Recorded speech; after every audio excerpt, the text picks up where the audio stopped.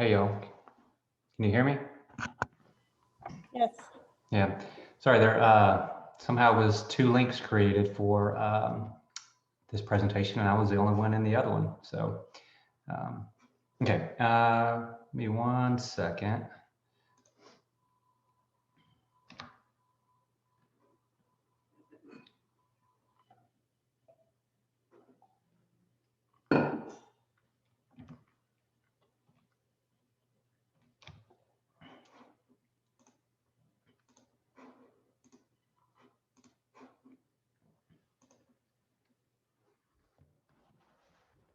Okay, y'all see me, hear me, see the slides?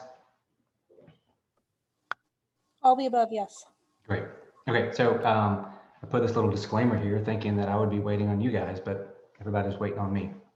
So let's go ahead and get started. So this is somewhat of a renal and endocrine topic, but since my plan is to cover acid-base stuff next month for our renal month, I wanted to make sure that we got this in this month. I think this is a topic that we all struggle with, and so I thought it was important that we dedicate some time to it. Okay, so I have no conflicts of interest. So here are our objectives for today. By the time we're done, I want you guys to be able to understand the distribution and balance of free water within the body. Understand how tonicity and osmolality can affect water and sodium homeostasis. We're gonna spend a lot of time talking about ADH, its role, the function, mechanism of action, and what are the driving factors for this hormone. And then we'll deep dive into hyponatremia. I was really wanting to kind of be all inclusive and talk about hypernatremia as well, but this PowerPoint just kept growing and growing. And so I was afraid I wouldn't have time. So maybe we can throw that in next month before we transition into acid base. So as we usually do, let's start with a case. We've got a 39-year-old male who comes to the ER complaining of lower extremity swelling and dyspnea on exertion. He's mildly hypotensive, tachycardic. A BNP, CBC, chest x-ray, and BNP are all pending. While we're awaiting labs and imaging to come back, the patient and his brother begin to have an argument about which movie is the best sequel of all time. So here's the question: which of the following is the correct answer? We're going to dive into a bunch of cases toward the end, but I figured we'd throw this in. So if you guys want to vote, throw in a letter in the chat. If anybody votes for Paul Blart, you can go ahead and turn in your 2-week notice, but I'll accept any of the other answers. Dr. Kennedy, how you put F? I thought that was E. Okay. All right, so none of the above. Okay, so let's get started. Y'all feel free to keep casting your vote. Hopefully it won't turn into a political nightmare if you guys cast after I change slides here. But okay, so first I want to say this lecture is going to be really heavy on the physiology. But if you don't understand the physiology of sodium and water, you're not going to get a good grasp on it clinically. All right. So let's start by reviewing where is water actually located within the body. So for men, roughly 60% of their total body weight is actually made up of water. For women, it's roughly half. The reason for that is that men tend to have more muscle mass. Muscle cells tend to carry a lot of water. So as muscle mass increases, your total body water increases. So a specimen like myself, who's extremely muscular, is virtually 100% water, just surrounded by skin. The rest of you guys are about 50 to 60%. So that's your total water. And then that's further broken down into a couple of different compartments. Roughly 2/3 of that is intracellular, or within the cells. And the third is extracellular, or what we call extracellular fluid volume. So they're very aptly named so far. And then the extracellular fluid volume is then further subdivided between the interstitium and what is intravascular. So roughly 75% is interstitial, and then 25% is intravascular. Now, a really critical concept here is that water can pass freely between all of these compartments. Okay, so we'll keep touching on that. Okay, so the next concept I want to review is what does the body water balance look like? Now, this is in a healthy individual, but you can see the intake there on the left. Roughly half of the total water is consumed through fluids, and then the remaining half is made up of ingested foods and water that's produced through metabolism. So, we always fluid restrict, but we forget there's a fair amount of fluid that is, or water at least, that's contained within food that patients are consuming. In terms of output, I want to highlight this middle section, the insensible water loss section. You can see that makes up 35% or so in a healthy patient. But for a lot of our patients who may be tachypnic and they're exhaling more carbon dioxide and water, and they may be febrile, so they're sweating, their insensible water losses are going to go up. And so that's going to make it a little more challenging in terms of keeping up with their eyes and nose. But we're great at measuring urine, but we really don't have a reliable way to measure insensible water losses. It's hit or miss when it comes to the last section there. Okay, so want to cover just a few basic physiologic definitions. Now, most of us probably learned this in high school biology, but it's really critical that you understand this before we move on. So if you have any questions about it, please ask me. So first, let's talk about osmolality. So osmolality is the solute concentration per unit mass of solvent. Now that sounds like some boring, dumb chemistry definition. So clinically, the way to think about it is solute usually is sodium and solvent is water. So looking at it as a ratio or a fraction helps me kind of visualize things. You put the solute in the numerator, and like I said, that's usually sodium, and then the solvent or water in the denominator. Okay, so this is osmolality in a nutshell. Now we can measure osmolality in a lab, right? We order serum osmolality somewhat frequently, but don't forget that you can also calculate it. So this is the equation that is used to calculate osmolality. And it makes sense in terms of this ratio, given that sodium should theoretically be the largest number in the numerator. So you do have glucose, but you can see it's divided by 18. So unless it's really high, it's not going to drastically affect the osmolality. And you've got urea, which while it does affect osmolality, urea doesn't generate oncotic pressure, so it's not as important clinically. But what that means is, in most situations, to calculate osmolality, you can just double your sodium concentration, and that's going to give you a pretty accurate idea of what your osmolality is, assuming your glucose isn't sky high. All right, so next is tonicity. Tonicity is the effective osmotic pressure gradient between two solutions. So what role does it play? Tonicity determines the direction and to what extent water diffuses. So I mentioned earlier, water can diffuse between all the compartments that I showed you, and the driving factor behind that is tonicity. So you'll hear these terms used interchangeably a lot, so I want to be a little pedantic about it. In most cases, tonicity is equal to osmolality. The exceptions are in situations in which the solute is permeable. So if it's permeable, then it's just going wherever it wants and it's not being restricted to one particular compartment, which means it cannot generate this oncotic force. So that's kind of the extent of what I'll say about these terms, but most cases you'll hear it used interchangeably, and generally that's true.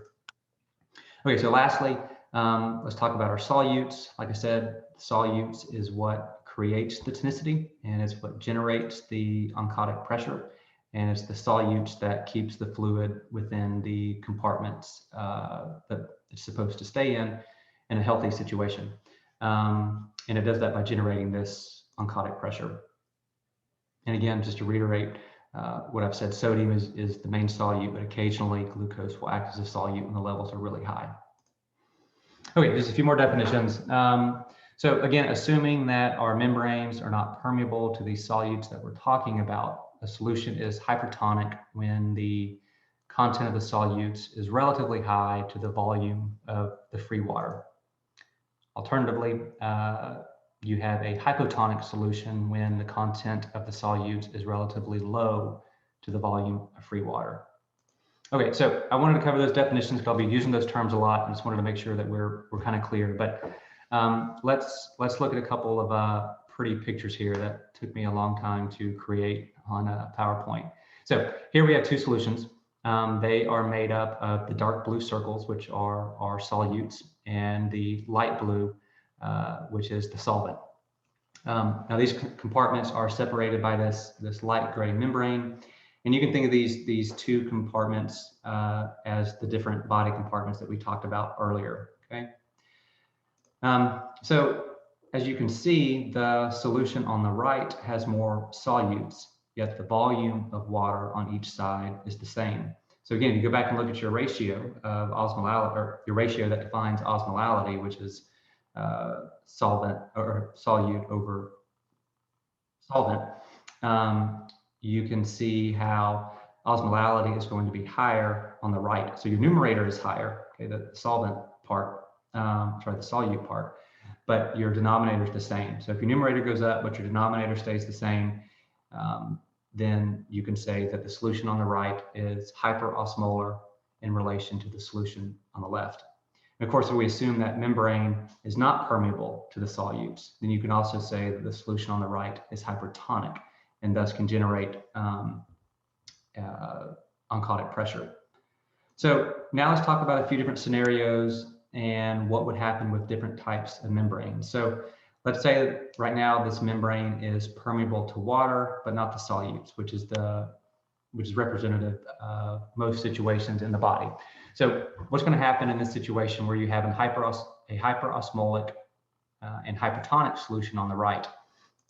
So you're going to have water that will traverse down the oncotic gradient to the right. And so now you still have an asymmetric number of molecules. There's 6 on the right, there's 4 on the left.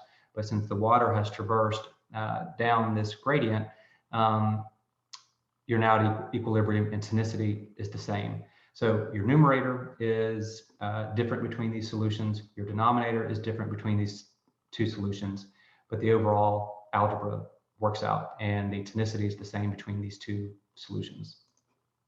Okay, so now let's talk about what might happen if the membrane is permeable to solutes only. So, clinically, like the ascending loop of Henle will let salt out, but not water. And so when that's the scenario, due to entropy, you're going to have the solvents reach equilibrium, the solutes reach equilibrium by the solutes going across the membrane. So now you've got an equal number of solutes, equal number of solvents, and so your tonicity is the same. So the point I'm making here is either due to oncotic pressure or due to entropy, solutions will want to find equilibrium. So why does all this matter? Because this is, these are the basic principles that explain what's going on at a cellular level within the kidney. And this is what helps maintain sodium and water homeostasis. So let's review this graph just kind of briefly. We've got our blood flow coming in through the afferent arteriole, and then it goes through the glomerulus, and then it leaves through the efferent arteriole. And then here in blue, we have our nephron, and this is where urine is produced and collected. So we start here in the Bowman's capsule, go through the proximal convoluted tubule, through the loop of Henle, then to the distal convoluted tubule, and lastly out the collecting duct. So again, whatever happens through this roadway here, by the time we get here, we're left with urine.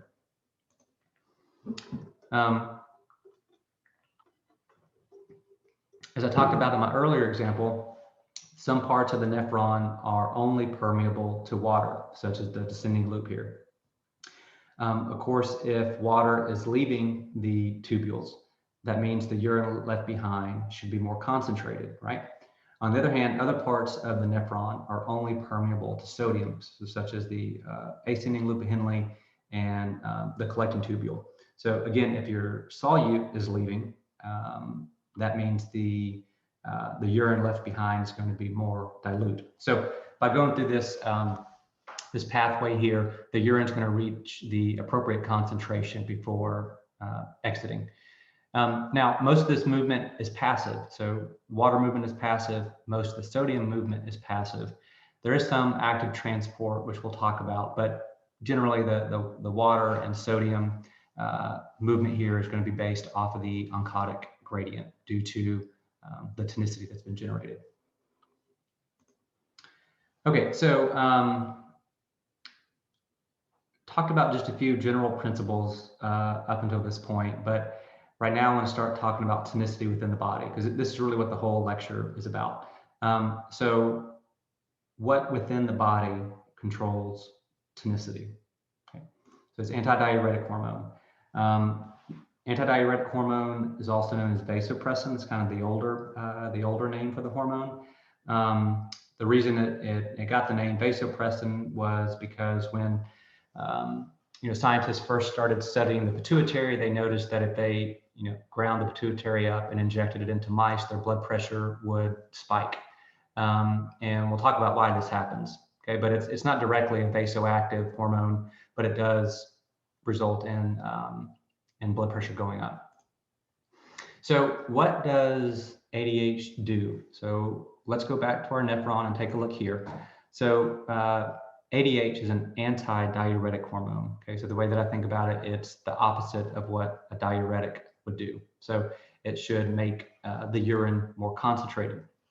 So it does that by inserting these aquaporin channels, which are the green rectangles here. And what that allows is for the water to leave the collecting duct. Okay, the water will leave the collecting duct, go into the interstitium. That's going to create a more concentrated urine because you've got more solutes hanging out, but less water, and you're going to have less urine being produced. So that's the whole role of antidiuretic hormone. So the logical next question is, what controls ADH? So if ADH controls tonicity, what does it control? So there's two big things that plays a role in the release of antidiuretic hormone. So the serum tonicity and volume. Okay, so let's talk about each of these. So as the serum tonicity or the plasma osmolality, and at this point those terms are used interchangeably, but as it increases, our ADH is going to be stimulated to be released to counteract that. So our serum is getting more hypertonic, so ADH should be released, which again causes the body to hold on to more water, which should bring down that tonicity back to a normal level. Okay, so let's look at it this way. Starting here at the top, our body senses that the plasma osmolality is going up, so therefore the hypothalamus is going to release antidiuretic hormone. That's going to insert the aquaporin channels into the collecting tubule, making it more permeable to water, which means we hold on to more water, we get rid of concentrated or hyperosmotic urine, which allows our plasma osmolality to return to normal.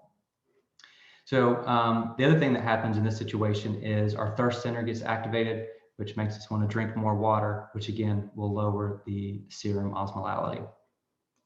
And the exact opposite is true. So in this situation, if your plasma osmolality goes down, you have less ADH being released, which means you're peeing out more dilute urine, which will leave you with more concentrated serum. Okay, so I mentioned that tonicity controls antidiuretic hormone, but so does volume, and this is really critical here. So your extracellular fluid volume is a much more potent stimulator of ADH release than tonicity is. So I wish this graph was reversed. So the way that I think about it, so imagine you've got a patient who's hemorrhaging out, and so their extracellular fluid volume is dropping. So going from right to left here. As it drops, you can see the ADH release is going up. So if your fluid volume decreases, your ADH goes up. And again, this makes sense. The body senses that you're losing all this extra volume, and so it releases ADH, which allows you to hold on to more free water, which allows your blood pressure to maintain at a normal value. The other important thing to know, out of these two mechanisms that stimulate ADH, volume is much more potent than tonicity. And you'll often have situations where they seem to be conflicting with one another. We see that a lot clinically. So I'll point that out as we go through a few examples. But just the take-home point here is that volume is the primary stimulant of antidiuretic hormone. Okay, so I keep talking about volume. Just to be clear, I want you guys to know what volume I'm talking about. So we're talking about this here. So our extracellular fluid volume, which is divided between the interstitium and what's within the blood vessels. So if the extracellular fluid volume is critical in the stimulation of antidiuretic hormone, how do we as clinicians determine what the extracellular fluid volume status is? There are ways that we can measure it, but essentially it's through the physical exam. So this is a little basic here, but determining the volume status can be a little bit tricky, but generally you're going to have different physical exam findings that point you one way or the other. So if a patient is expanded, they're going to have JVD and crackles and edema, whereas if they're contracted, they'll be orthostatic, tachycardic, dry membranes. But the reason I want to point that out is there's an important distinction to be made in regards to situations in which the body is sensing decreased extracellular fluid volume. So you can have true hypovolemia, which occurs in hemorrhagic shock or dehydration.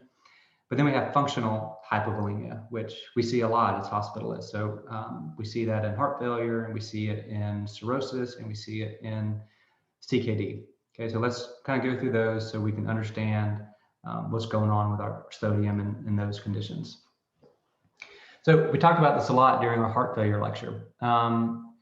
For the heart failure patient, there's not really a decrease in our total body water, but there's an effective decrease in what the body senses our volume status to be. And so due to reduced cardiac output, you actually are functionally hypovolemic. So you've got all this fluid within the tissues, but what's actually within the blood vessels is lower than it should be. And so the kidneys will sense hypoperfusion. You go through this RAS cascade, and ultimately you're going to get more stimulation of antidiuretic hormone, stimulation of aldosterone, and those things will, in effect, make things worse. So it's going to increase your thirst drive. It'll increase water reabsorption. It's going to increase salt retention.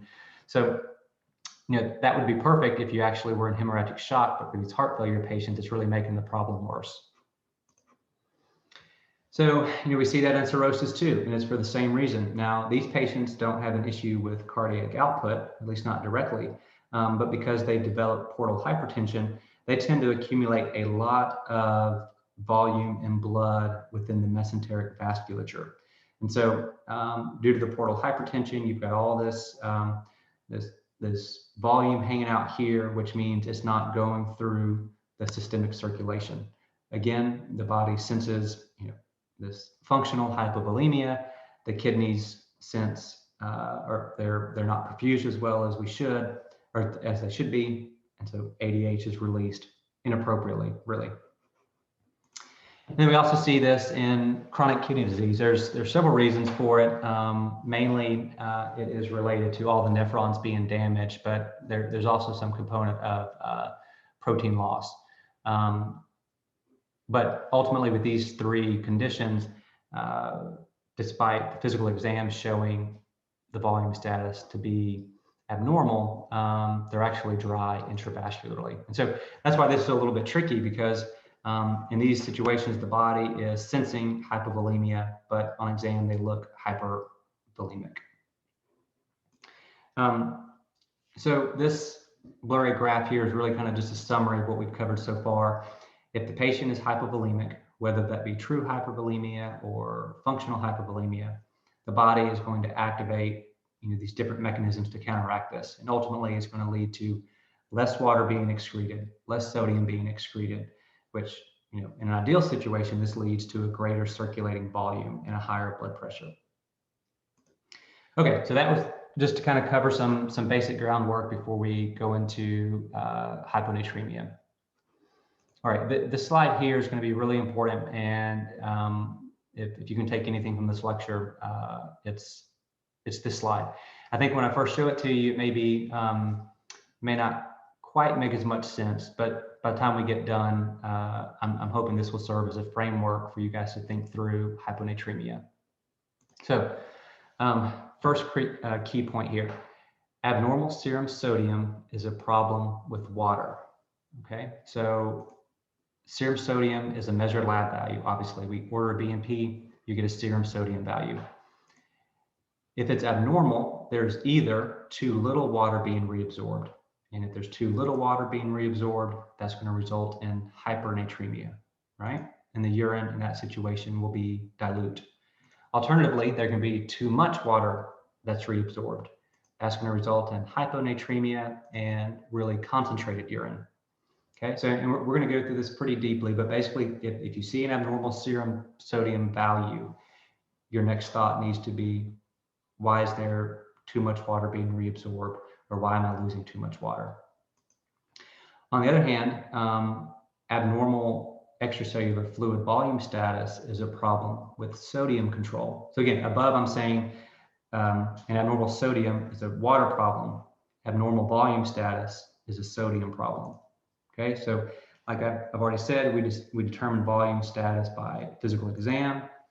And the sodium that I'm referring to here is the total body sodium, okay, not necessarily the serum sodium. So there's a fair amount of sodium in the body that's not within the serum that we don't directly measure. But if you have too much of that total body sodium, water is going to flow down the concentration gradient, and it's going to accumulate in the tissues. This is what results in edema. Alternatively, if there's too little body sodium, too little total body sodium, the tissues aren't going to be able to generate an oncotic pressure, so they can't hold on to the water. Water leaves the tissue, resulting in dry mucous membranes. So again, we're going to go through this a little bit, but you can see how abnormal sodium levels, serum sodium, is a problem with either getting rid of too much water or not holding on to enough. And then your volume status is going to be determined by how much total body sodium you had. Okay, so let's talk about the approach to the hyponatremic patient. There are really three questions that you've got to address. One, what is the tonicity? Two, what is their volume status? And three, how urgently do I need to correct this?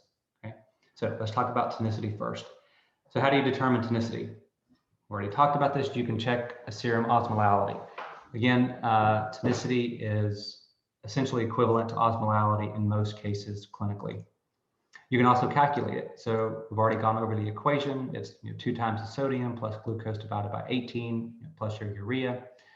And normal tonicity is usually around 295, which is your normal serum osmolality value.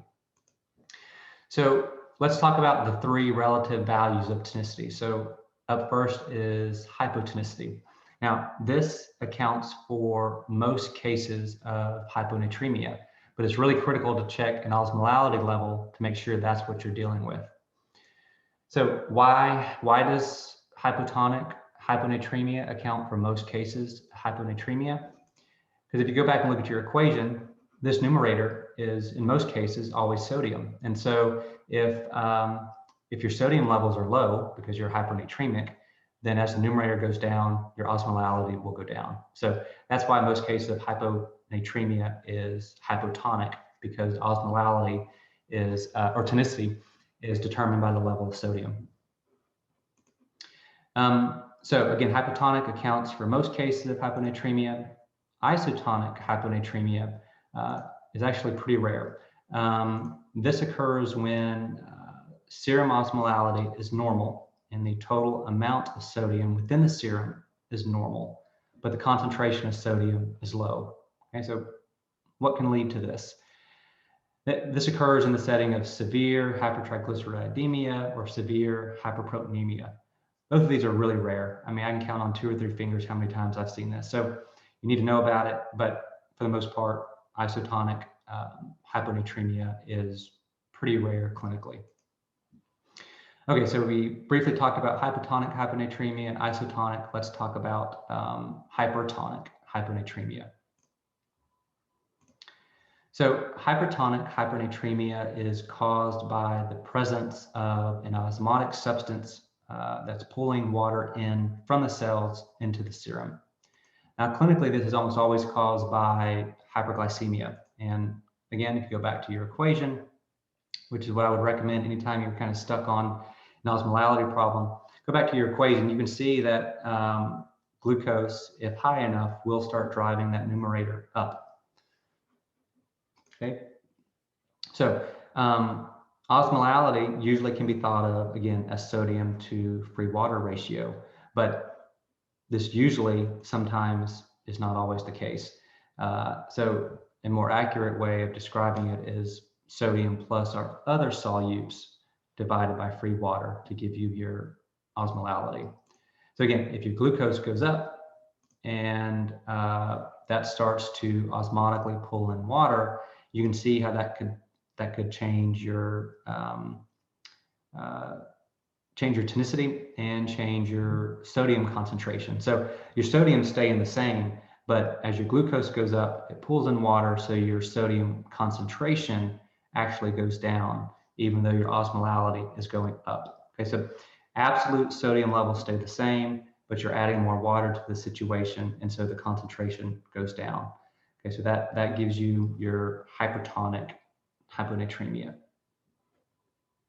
So we sometimes use the word pseudo-hypernatremia or hyponatremia. Everybody knows what you're talking about in that situation, but I prefer not to use that because it doesn't really explain what's going on. But you know, you can keep using it if you want to. Okay, so volume status. We talked about tonicity. Let's talk about volume status. So volume status really only plays a role in your hypertonic hyponatremia setting. So if you check an osmolality and it's hypertonic, your next step is to consider the volume status. And again, we're talking about the extracellular fluid volume. And the way you determine that, again, is through a good physical exam and by taking a good history. So the volume status is important because it helps you further categorize hyponatremia into different etiologies. So while these flowcharts are helpful, I don't want you guys to memorize each of the conditions. As we go through some cases, I'm hoping that will help you actually understand what's going on, and then you won't have to memorize each of these. But in general, if you've got hypotonic hyponatremia, volume status can then be used to narrow your differential. All right, so like I said, abnormal serum sodium is a problem with water. Okay, so in other words, in the setting of hyponatremia, the kidneys are not getting rid of enough water. Thus, it's diluting the serum sodium. So this is when you need to ask yourself, you know, I understand that it's a water problem, but what's actually leading to this? So for some reason, your kidneys are not able to get rid of enough water. So why can this happen? There are a few things that can cause this. One, there can be too much antidiuretic hormone. If so, you've got to ask yourself why. Two, there can be too much water in the body. Again, if so, your next question is why. The third thing that can lead to your body not being able to get rid of enough water is that the kidneys just can't do their job. Okay, so let's go through these one by one.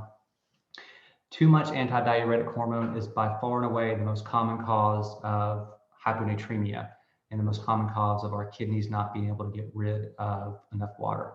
Okay, so that happens in true volume depletion.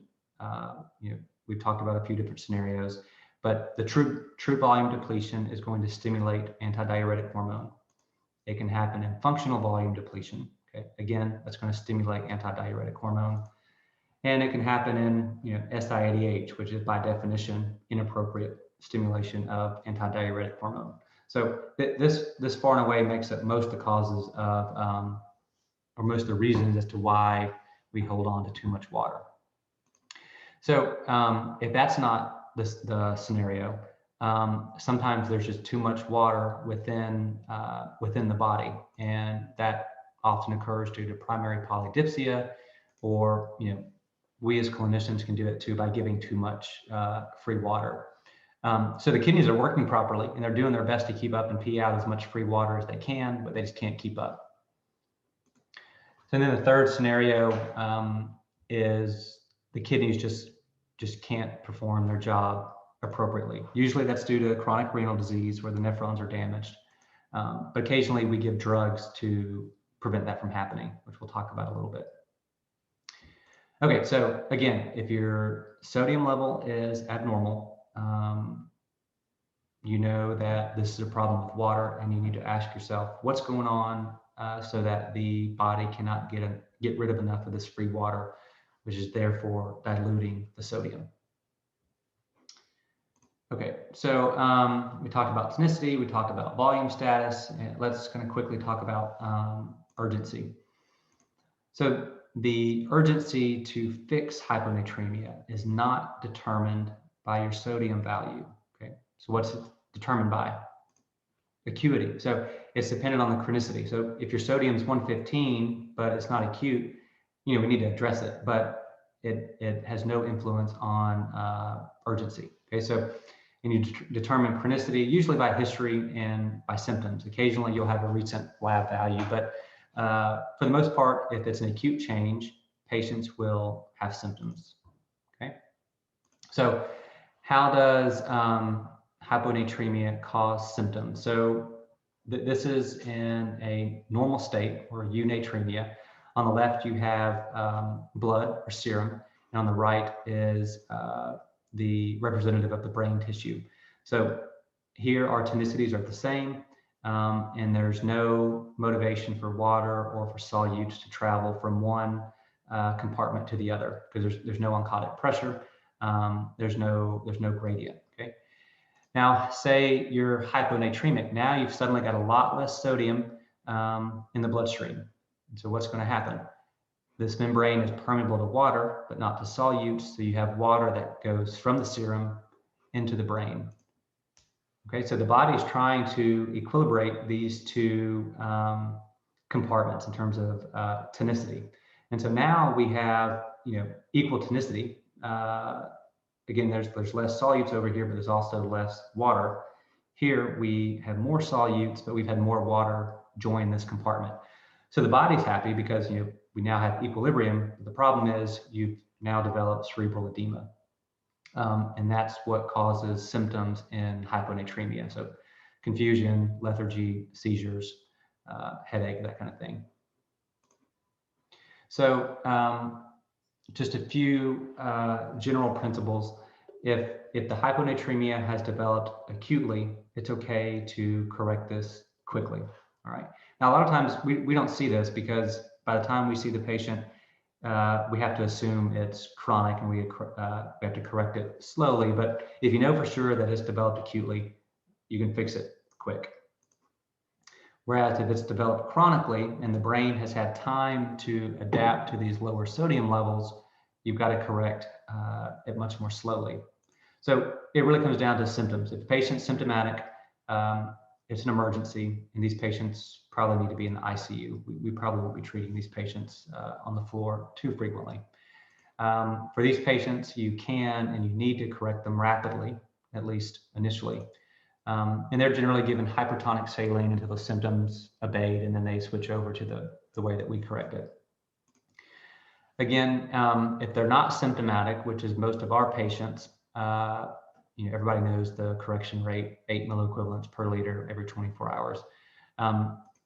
But take-home point is, if you don't know, go slow, and that's for most of our patients. I wanted to spend some time talking about how to fix rapid overcorrection, but in the sake of time, I wanted to spend some time going over some cases, because I think that'll really nail down all the points that I'm talking about. Okay, so case one. we've got a 21-year-old UAB student who comes to the ER complaining of dizziness and weakness following 3 days of nausea, vomiting, and diarrhea. She's hypertensive, she's orthostatic, she's a little tachycardic, her mucous membranes are dry, and she's got decreased skin turgor. Check a sodium level, it's 128. So we see cases like this all the time, right? So what is your first step in approaching her hyponatremia? You got to check the serum osmolality. Every case you see, you really need to be checking the serum osmolality. We don't do this routinely, but that really needs to be your first step. So we check it in this patient, and it's 256. Normal is about 290, so she's hypoosmolar or hypotonic. All right, so next step, we've got to determine what her volume status is. I've already alluded to several things. She's got dry mucous membrane, she's orthostatic, so we can assume that she's hypovolemic. So what are we dealing with? We've got hypotonic, hypovolemic, hyponatremia. So let's talk a little bit about what's going on physiologically. So she's got true volume loss from the vomiting and the diarrhea, which means there is less circulating volume, which means the kidneys are sensing or receiving less perfusion. ADH is activated, and that leads to increased water reabsorption, which dilutes the serum, resulting in hypotonic serum. Okay. Also, this patient probably knows that she's getting dehydrated, so she's drinking more water, and so now she's just water loading, making the problem worse. But I mentioned earlier that patients who are hypotonic should stimulate less ADH. But as I also mentioned, this is a case where volume depletion overrides tonicity or osmolar control of ADH. So if we just looked at this first graph, we already know that this patient is hypotonic. I think her serum osmolality was like 255. So she should be releasing no antidiuretic hormone based off of this graph. But again, volume is a much more potent stimulator. And so she's volume down. And as you go down in your volume, ADH goes up. So if there's not a volume issue, then we should have seen this. But she's so volume down that it's stimulating antidiuretic hormone to be released. Okay, so what else is going on physiologically in this patient? So here's our healthy patient, normal sodium. So now she's vomiting and she's got diarrhea and she's hyponatremic. So not only does she have the issues I've already mentioned, she's now losing extra-renal salt from within the interstitium from the vomit and the stool. So vomit and stool has a lot of sodium in it, and she's getting rid of that. So that is going to result in the serum being hypertonic in comparison to the tissues. Okay, so now water wants to flow down the concentration gradient from the tissue into the serum. Okay, and that's going to result in two things. One, it's going to leave you with dry mucous membranes because the water is leaving the tissue. Two, you now have more water going into the blood vessels, further diluting the serum. So you have a tonicity issue, you have an ADH issue, and you're losing salt from the GI tract, which further exacerbates the problem. So how do we treat this? Again, the kidney cannot excrete water in this situation because there's too much antidiuretic hormone. And again, that's because she's volume down. As I've said over and over, abnormal serum sodium is a problem with water. And this patient's problem is that she can't get rid of water. So how do you fix that? You fix the trigger that's stimulating antidiuretic release. So, it makes sense, but I'm just explaining what's going on behind the scenes. If you fix your volume depletion, ADH is no longer stimulated. So we're not fixing her sodium because we've given her sodium within the fluids. You're fixing her sodium because you're giving her volume, which then tones down the antidiuretic release. Okay, so you give fluids, you increase the volume, the kidneys get more or better perfusion. Therefore, antidiuretic hormone is decreased, which means you're going to lose more water in the urine, therefore creating a concentrated urine, a dilute urine, and you'll fix the sodium problem. Okay. So again, we don't, you could give them a solution with very little salt in it. It's still going to fix the problem because her problem is volume. Okay, so case 2, you've got a 69-year-old male comes to the ER complaining of dyspnea for the past 4 days. He's volume up on exam. He's got crackles, elevated JVD, lower extremity swelling. BNP is elevated. He's got edema on chest x-ray, and his sodium is 126. So kind of painting an obvious picture here, you got a heart failure patient that comes in hyponatremic. So what's your first step? You got to check the serum osmolality to make sure you're not missing something. His is going to be low, which means your next step is to check the volume status. You know, I've already kind of painted this picture that he's volume up. So he's hypervolemic. So now we're dealing with hypotonic, hyperbolemic, hyponatremia. So again, I keep saying this, but hyponatremia is a result of a problem of excreting water. Why does this patient have a problem excreting water?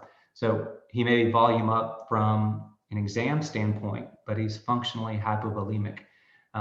So again, that's going to result in your antidiuretic being released, and now he's holding on to too much water. It dilutes the serum, resulting in hyponatremia. So how do we fix this? As we did in the first scenario, we're not directly addressing the sodium issue. We're addressing the water issue. And this guy's problem is I can't get rid of enough water. So we're going to override that ADH stimulation by giving loop diuretics. So how do those work? So this is a microscopic view of the tubule. Here on the left is the tubular fluid, or where the urine is produced. Here on the right is the interstitium. So you have a sodium potassium chloride channel, which actively transports sodium from this side, okay, from the urine to the interstitium. That's normal physiology.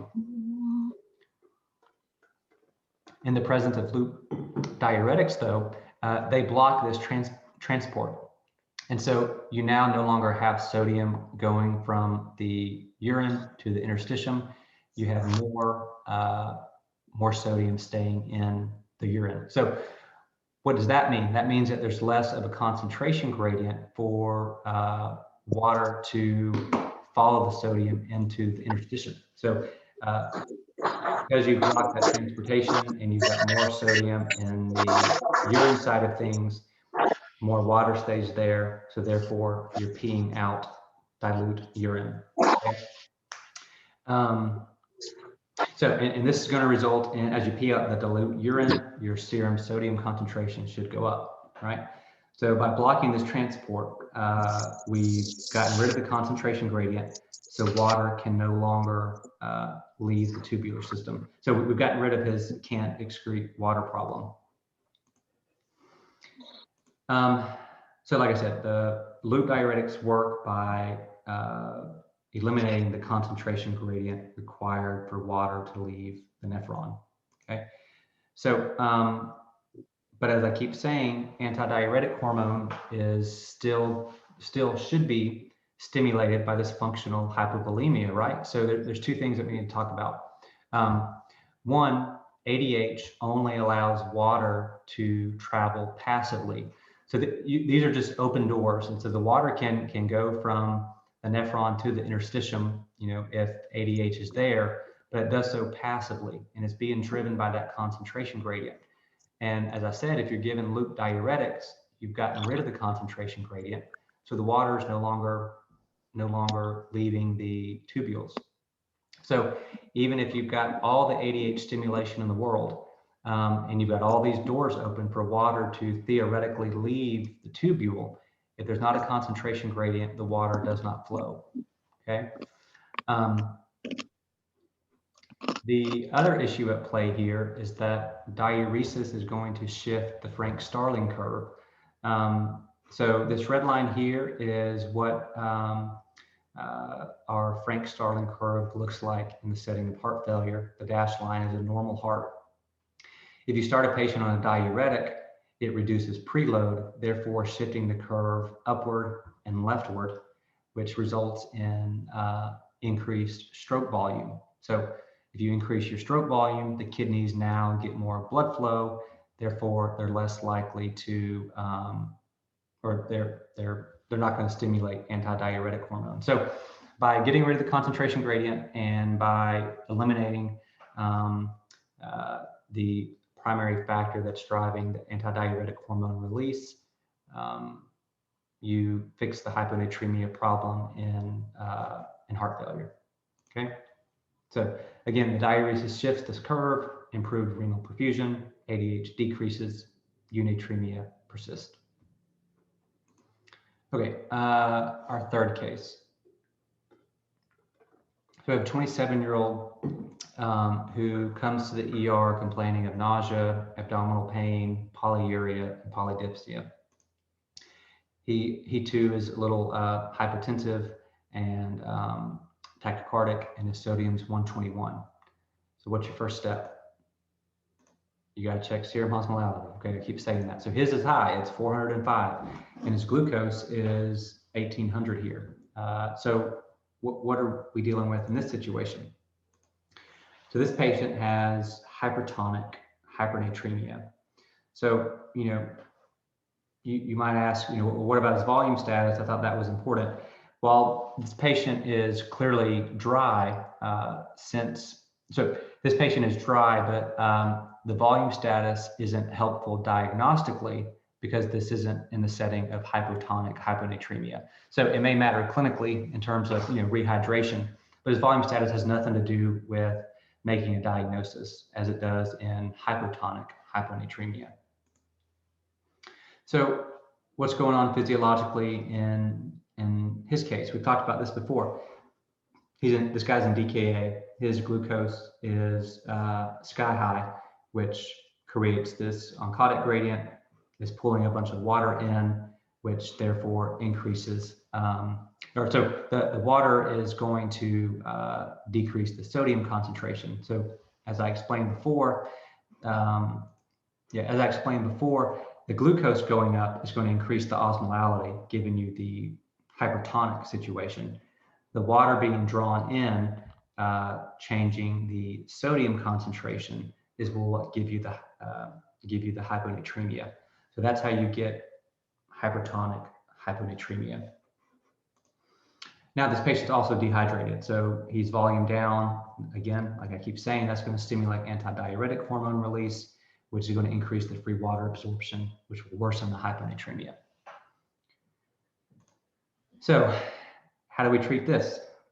We reduce that concentration gradient. We do that by driving the solute that's responsible for this situation, glucose, back into the cells. So we give insulin, the glucose leaves the serum, it goes back into the cells. There's no longer the concentration gradient.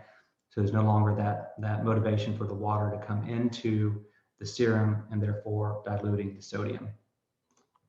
We also give these patients a lot of fluids, right? And so if you volume resuscitate them, it eliminates that ADH stimulation. So you're doing two things here. You're getting rid of the concentration gradient and you're getting rid of the stimulation of antidiuretic hormone. Okay. All right, so this is where I was going to talk about hypernatremia, but we don't have time, so probably do that next month. But that's all I got for sodium and water this month. Do you guys have any questions or comments? I thought that was really helpful.